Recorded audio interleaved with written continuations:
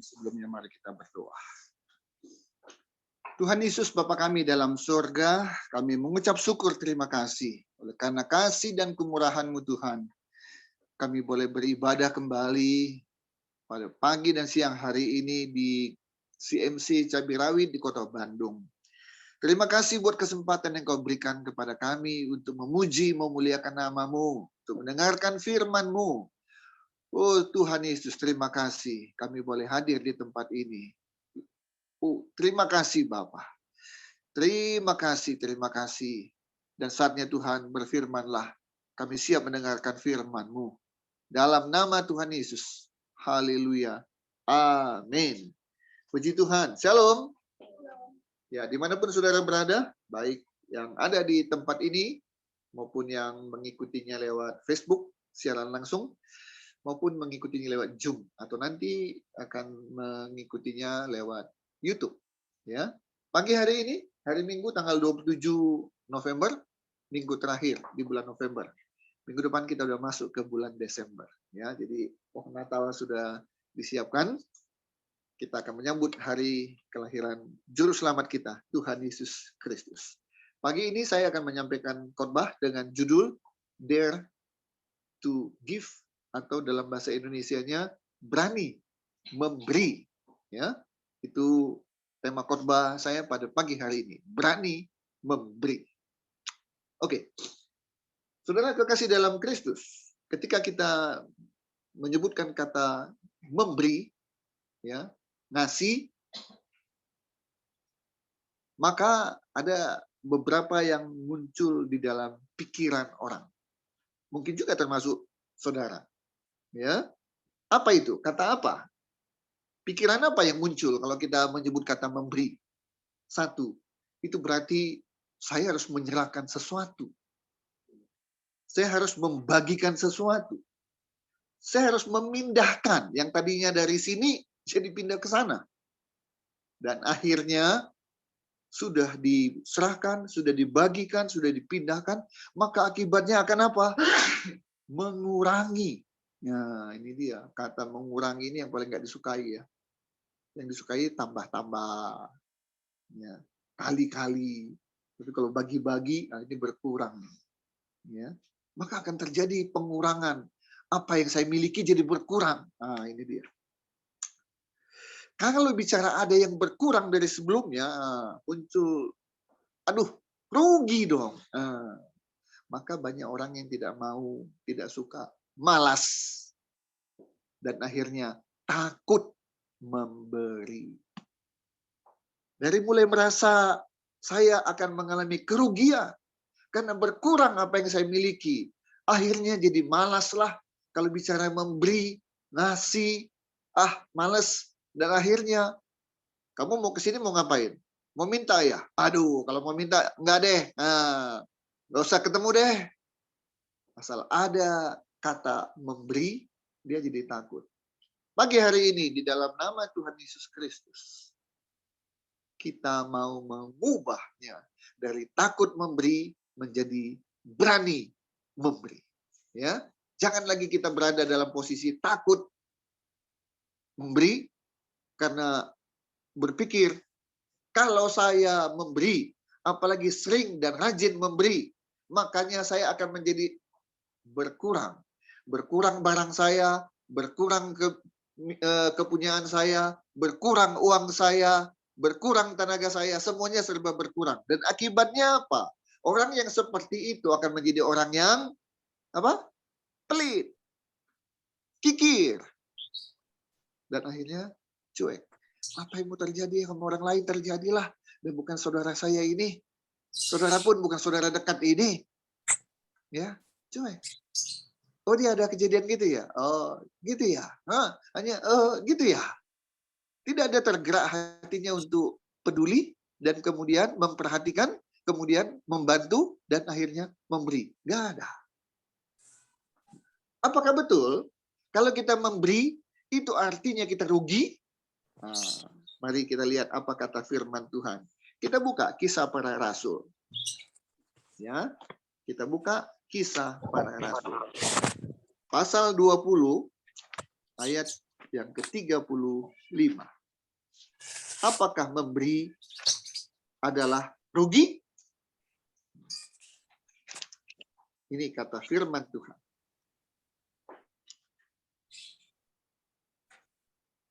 Sudah ketemu? Kita baca bersama-sama, saudara kekasih dalam Kristus. Kisah Para Rasul 20 ayat 35. Kita baca bersama-sama. 1, 2, 3. Dalam segala sesuatu telah aku berikan contoh kepada kamu, bahwa dengan bekerja demikian, kita harus membantu orang-orang yang lemah dan harus mengingat perkataan Tuhan Yesus. Sebab ia sendiri telah mengatakan, Yesus mengatakan, adalah lebih berbahagia memberi daripada menerima. Adalah lebih berbahagia memberi daripada menerima. Ini kata firman Tuhan. Tapi kata manusia apa?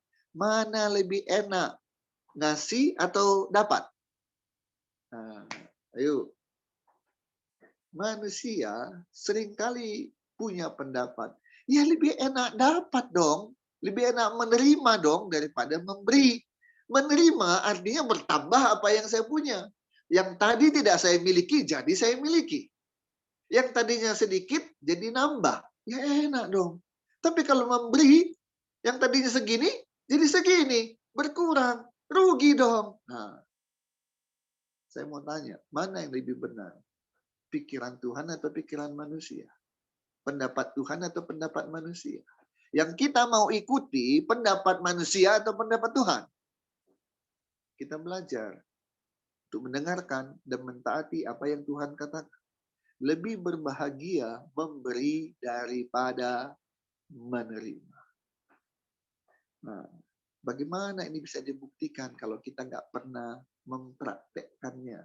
Ini hanya bisa dinikmati oleh orang-orang yang mempraktekkan dan kemudian dia bisa mengatakan, yes, lebih enak memberi daripada menerima.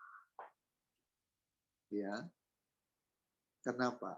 Orang yang memberi berarti punya kemampuan lebih daripada orang yang menerima. Orang yang menerima berarti kemampuannya ada di bawah. Maka tangan di atas lebih baik daripada tangan di bawah.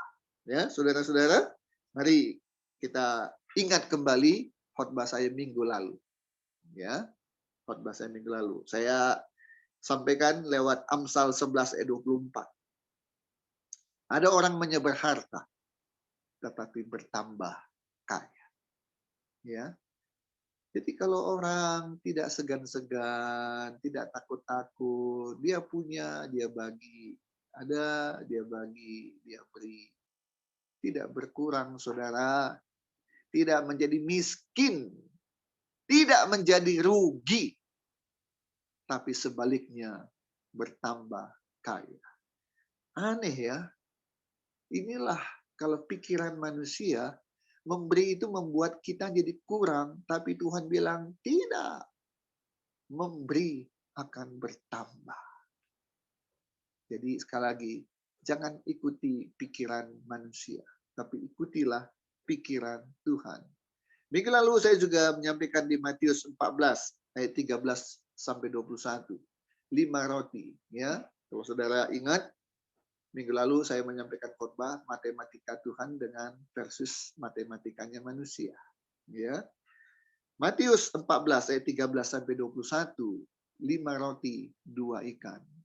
Tuhan Yesus berkati, pecah-pecah. Akhirnya yang makan berapa? 5.000 orang, tidak termasuk perempuan. Kejadiannya kan ada begitu banyak orang yang mendengarkan Yesus dan kemudian mereka lapar, harus diberi makan. Dan ketika akhirnya lewat 5 roti 2 ikan, Tuhan membuat mujizat. Dan makanan itu mulai dibagi-bagikan. Siapa yang membagi-bagikan makanan itu? Tentunya murid-murid Yesus. Ada berapa orang? 12 orang. Jadi ketika Yesus membagikan makanan, yaitu roti dan ikan, kan bukan Yesus membagikan kan. Jadi dari tangan Yesus diberikan kepada murid dulu. Baru kemudian murid-murid membagi-bagikan. Yang dibagikan kan bukan 10, 20, 30, 100, 200 orang.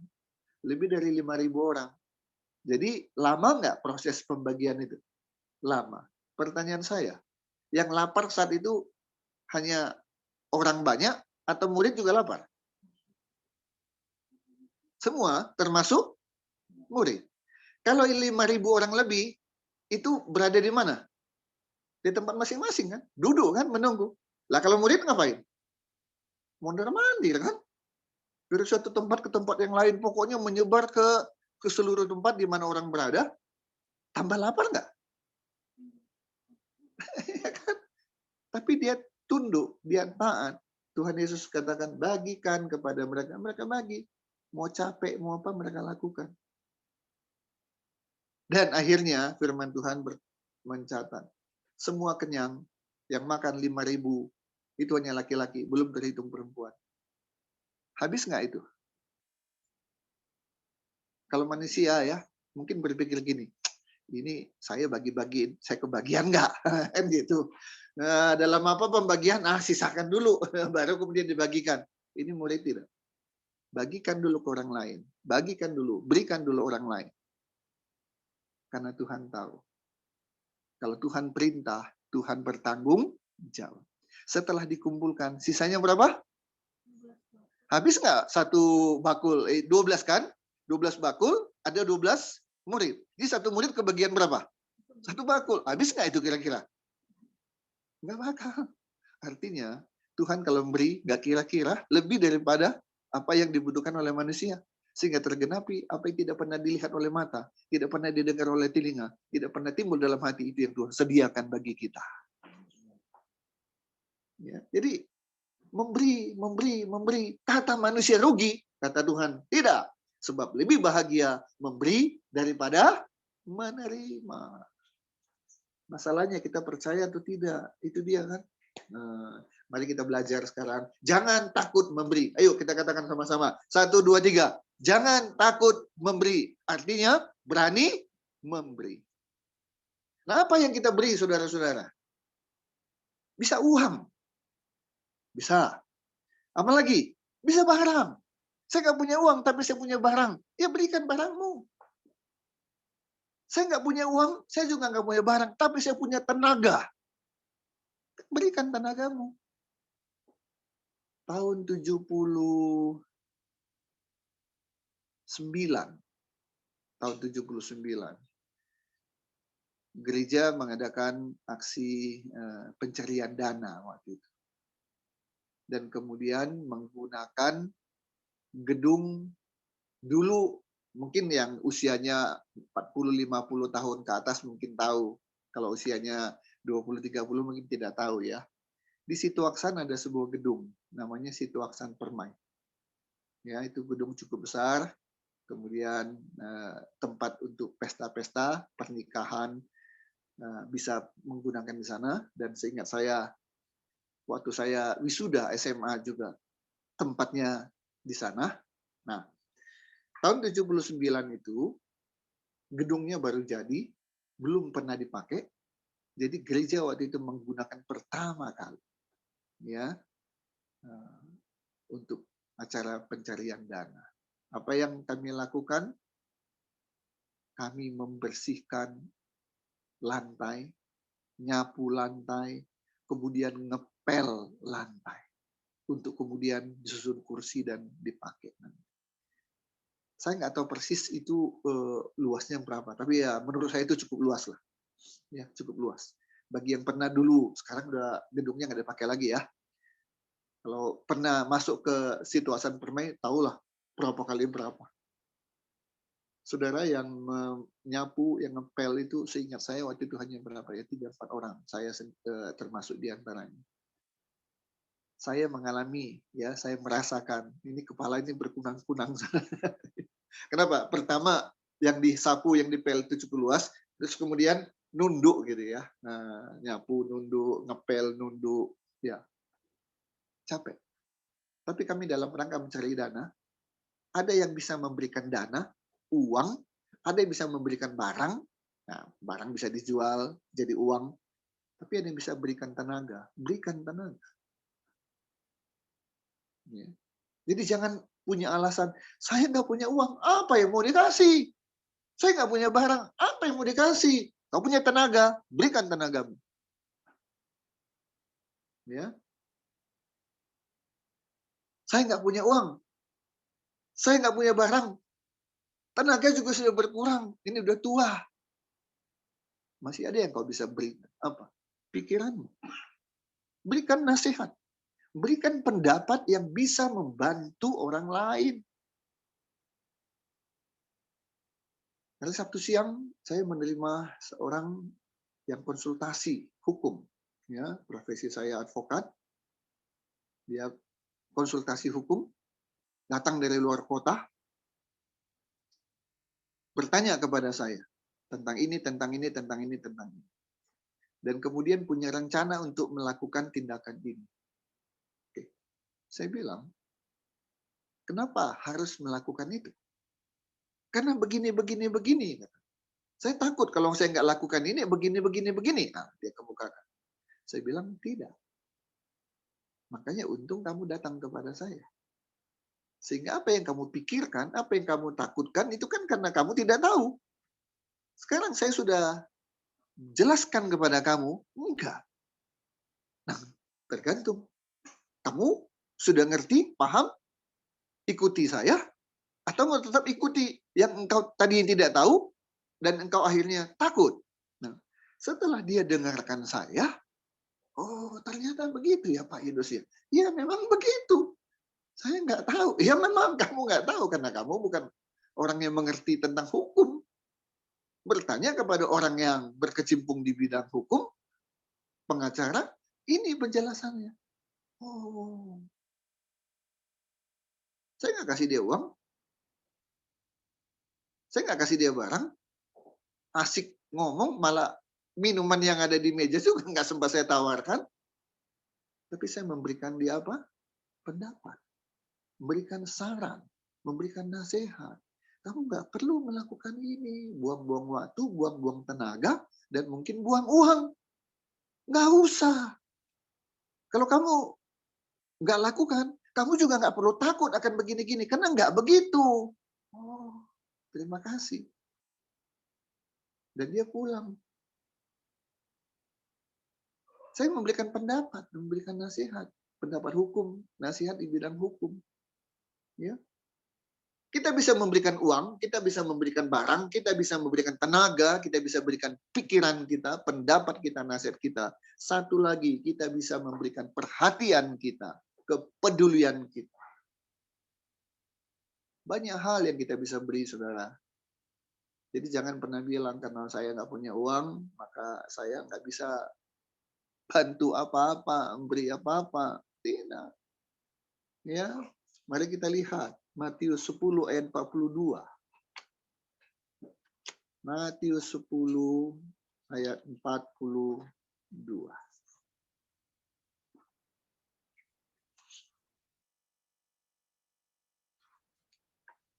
Matius 10 ayat 42. Mari kita sama-sama membaca. 1, 2, 3. Dan barang siapa memberi air sejuk secangkir saja pun kepada salah seorang yang kecil ini, karena ia muridku, aku berkata kepadamu, sesungguhnya ia tidak akan kehilangan upahnya daripadanya. Apa yang diberikan? Secangkir. Secangkir apa? Air. Air apa? Air putih. Bayangkan, Tuhan Yesus bilang apa? Kamu ngasih secangkir air saja, itu sudah mahal nggak secangkir air? Aqua mahal ya. Merek-merek yang lain lebih mahal dari bensin. Ya. Saya kemarin beli air mineral berapa ya? 500 miligram kah? Mililiter, yang setengah liter ya. Harganya berapa? 8.000. Setengah liter. Kalau 1 liter berarti 16.000. Itu udah sama dengan harga apa? Pertalitnya 10.000 kan. Nah, udah turbo. Nah, itu. Tapi kalau hanya secangkir air biasa, nggak mahal kan? Nggak mahal. Satu cangkir air putih saja itu sudah pemberian yang dihargai oleh Tuhan Yesus. Tidak akan kehilangan upah. Ada upah bagi orang yang memberi walau hanya secangkir air putih. Luar biasa. Jadi saudara kekasih dalam Kristus, jangan lagi ya ada alasan kita ya. Jangan lagi ada alasan kita untuk tidak memberi. Alasan berkurang, alasan rugi, alasan nggak ada. Nggak ada lagi alasan. Ya.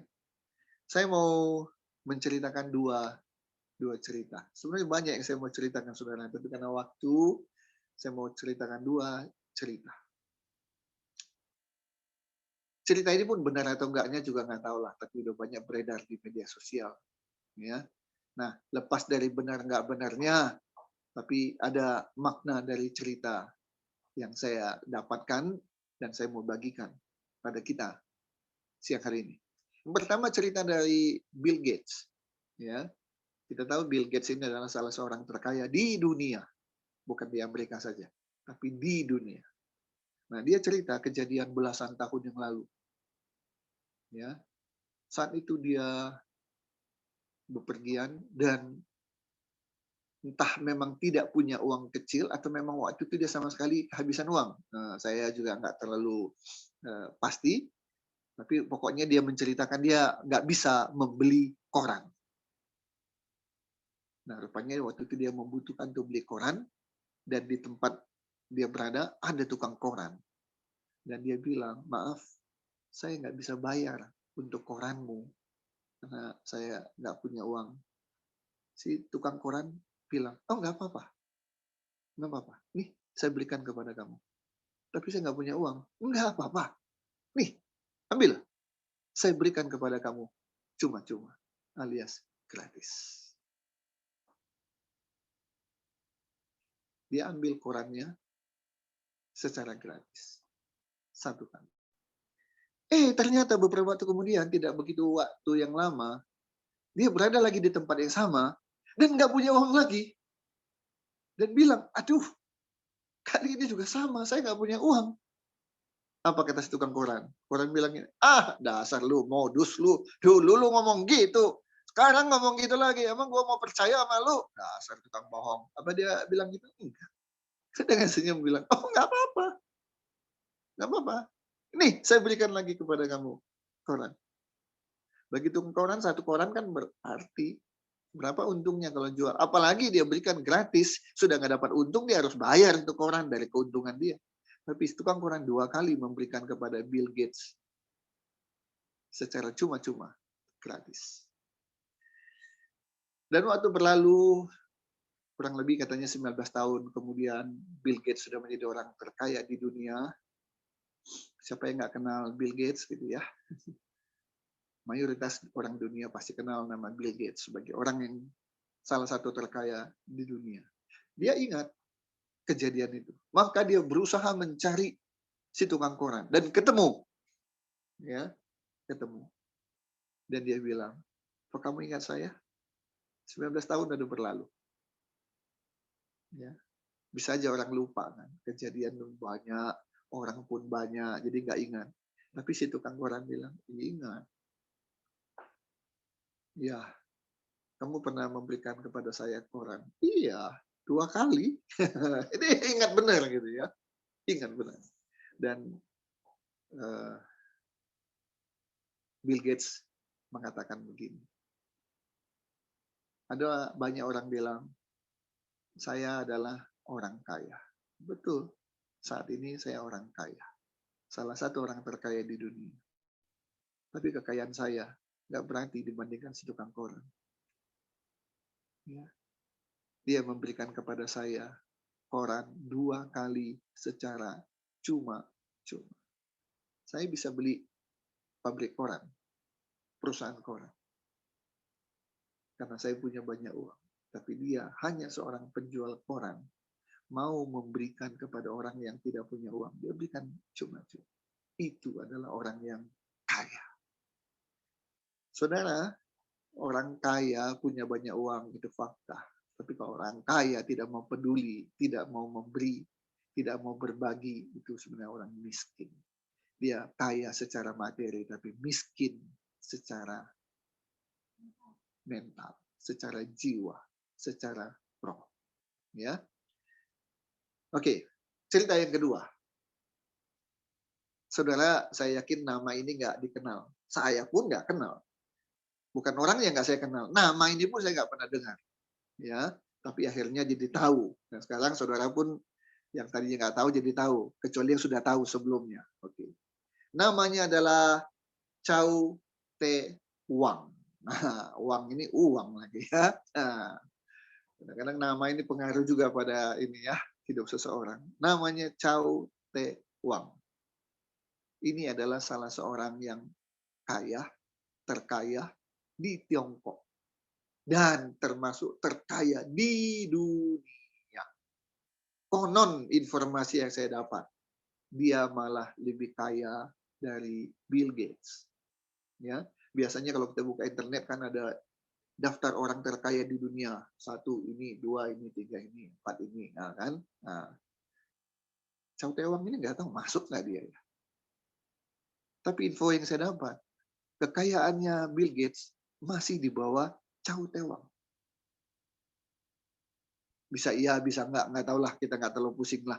Bisa iya, kenapa? Karena ya namanya Tiongkok orang nggak terlalu tahu sedalam-dalamnya gitu kan. Nah, beda dengan yang ada di luar Tiongkok, semuanya serba dikuliti, semuanya bisa diketahui. Kalau Tiongkok kan tirai bambu, Rusia, Soviet dulu tirai besi. Jadi nggak semua info bisa dia dapat. Pokoknya dia salah satu yang terkaya aja di dunia. Ya, itu aja yang kita dapatkan. Mau lebih kaya dari Bill Gates atau tidak, oke, kesampingkan dulu. Nah, apa yang kita bisa pelajari dari cerita tentang Chow Tae Wang? Ada 2 hal. Yang pertama, yang tidak berkaitan dengan pemberian ini, ya, tapi baik untuk kita dengarkan dan kalau bisa kita tiru. Yang pertama, dia punya 3 anak dan salah satu anaknya ya lulus SMA. Ini yang diceritakan, anak 2 lagi nggak diceritain. Lulus SMA, langsung kerja. Jadi rupanya anaknya nggak disiapkan untuk masuk S1, S2, S3, enggak. Masuk kerja di perusahaan miliknya dan dipekerjakan di perusahaan yang paling kecil. Bukan langsung di head office, ya, di kantor pusat. Tidak. Tapi ditempatkan di salah satu perusahaan yang paling kecil. Satu. Dan yang kedua, anaknya tinggal di asrama bersama dengan karyawan-karyawan lainnya. Jadi nggak tinggal bersama dengan dia. Saya nggak tahu rumahnya sebesar apa. Namanya orang terkaya gitu ya. Kira-kira istana kah atau gimana. Tinggal di asrama bersama dengan karyawan-karyawan lain.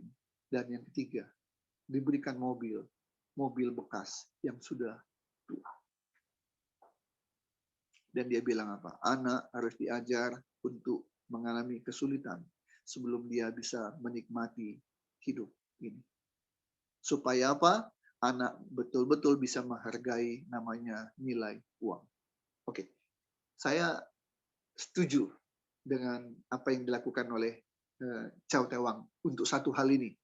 Ya, cerita tentang dia didik anaknya di bikin rupa, bukan langsung lulus, masuk langsung pakai dasi, pakai jas, duduk di ruangan, dan kemudian dapat jabatan, semua orang tunduk-tunduk. Tidak.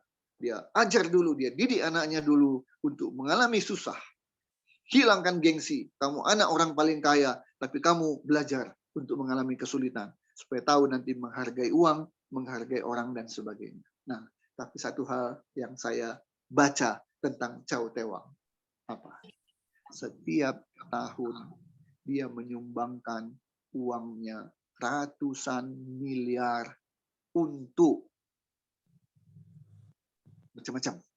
Ya, intinya dia tiap tahun mengeluarkan uangnya ratusan miliar untuk kepentingan bermacam-macam. Bukan untuk kepentingannya, bukan untuk kepentingan perusahaannya, tapi untuk kepentingan orang lain.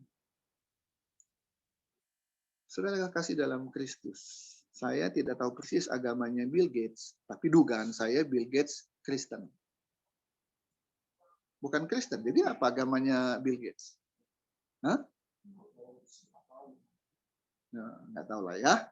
Tapi dugaan saya dia Kristen. Kalau Bill Gates seorang Kristen, orang kaya juga filatelis, dia banyak juga nyumbang ini, nyumbang itu, wajar. Tapi seorang Chow Tewang kita tahu, kalau tinggal di Tiongkok sana, ya ini negara apa? Komunis. Tapi seorang yang tidak mengakui Tuhan, tidak bertuhan, ini kemungkinan lah ya, saya nggak tahu persis.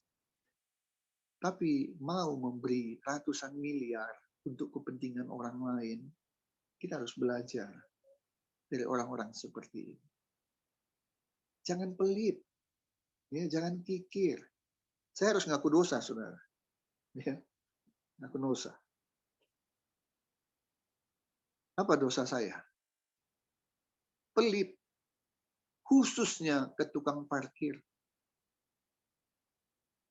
Khusus lebih lagi. Parkir kita, dia nggak ada. Kita mau pergi, dia nongol. Ini yang bikin saya kesel, ya. Dosa pertama saya itu. Kesel, pelit. Kalau bisa berkelit, ya berkelit aja gitu ya. Nggak usah ngasih ke tukang parkir. Yang kedua, sama Mr. Cepek. Cepek. Ya. Mr. Cepek. Saya juga, aduh. Kalau dia mau bantu, ya dia posisinya sebelah sana.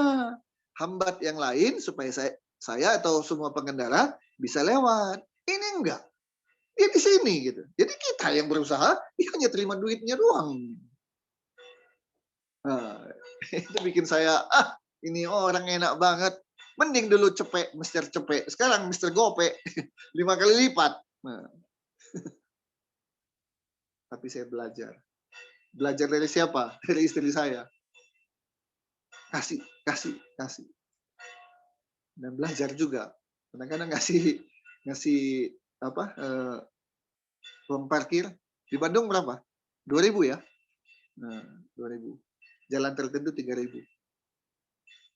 Sekarang bukan hanya kasih 2.000, bukan kasih 3.000. Lihat situasi kondisi, kasih berapa? 5.000. Bukan karena banyak uang, bukan karena boros bagi-bagi, tapi kita lihat situasi, kasih 5.000. Jadi saya belajar, saudara. Sebelum saya mengajak orang lain, saudara, untuk berani memberi, saya belajar untuk berani memberi. Jangan takut memberi. Banyak cara untuk memberi. Ada orang yang bawa jualan. Dibeli. Saya tanya, emang kamu butuh barang itu? Enggak. Terus kenapa beli? Enggak apa-apa. Karena dia kan jual. Dia butuh supaya laku. Kalau laku, dia punya keuntungan. Berarti dia jualan itu ada kebutuhan untuk mendapatkan uang. Saya beli. Saya bisa bagikan ke orang lain. Beli bukan karena butuh, tapi karena membantu.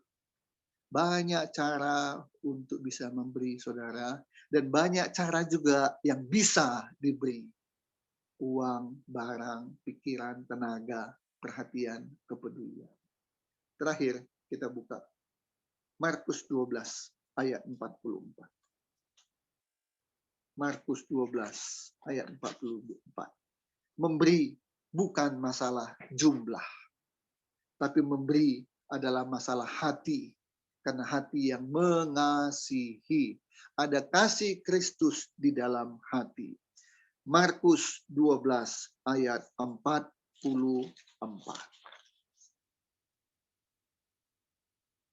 1, 2, 3.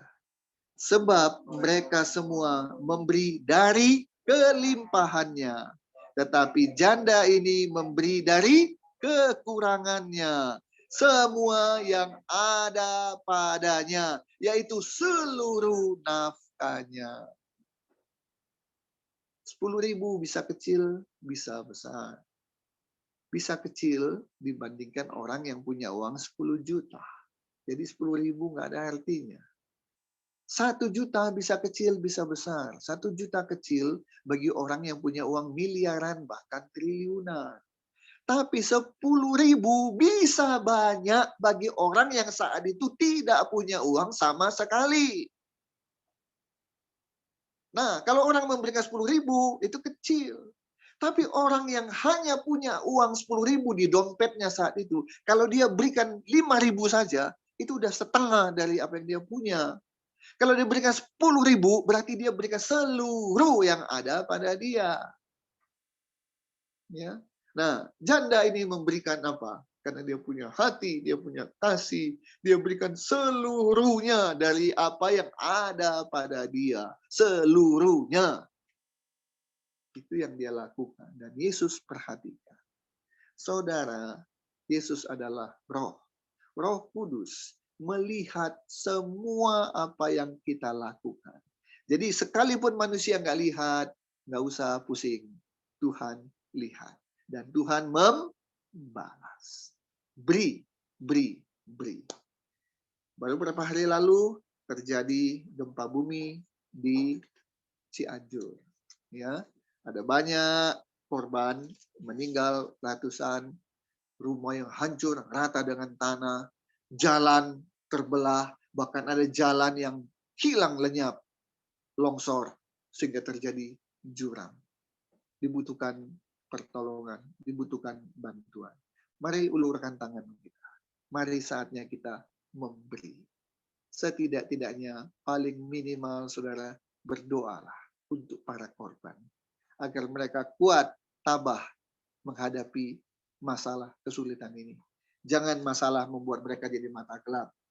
Kita lihat ada beberapa video penghadangan, ya, jadi melakukan satu hal yang tidak terpuji. Bahkan ada video pemberi sumbangan disobek gitunya namanya, gitu ya, karena nama gereja disobek. Namanya nggak mau, tapi barangnya diterima, ya. Itu bukan satu sikap yang terpuji. Tapi lupakan itu, jangan pedulikan apa agamanya, apa sukunya. Memberi adalah memberi tanpa bermaksud untuk mendapat balasan dari manusia, tanpa bermaksud mendapat pujian dari manusia, tapi memberi Tuhan yang melihat dan Tuhan yang membalas. Haleluya. Tuhan Yesus, terima kasih untuk firman yang kami dengar pada siang hari ini. Kami harus berani memberi. Kami harus belajar untuk memberi. Jangan takut untuk memberi. Karena Tuhan Yesus akan membalas semua pemberian kami. Pemberian kecil, pemberian besar. Asal lahir dari hati yang mengasihi. Tuhan perhatikan. Tuhan akan membalasnya. Terima kasih Bapa. Dalam nama Yesus. Haleluya.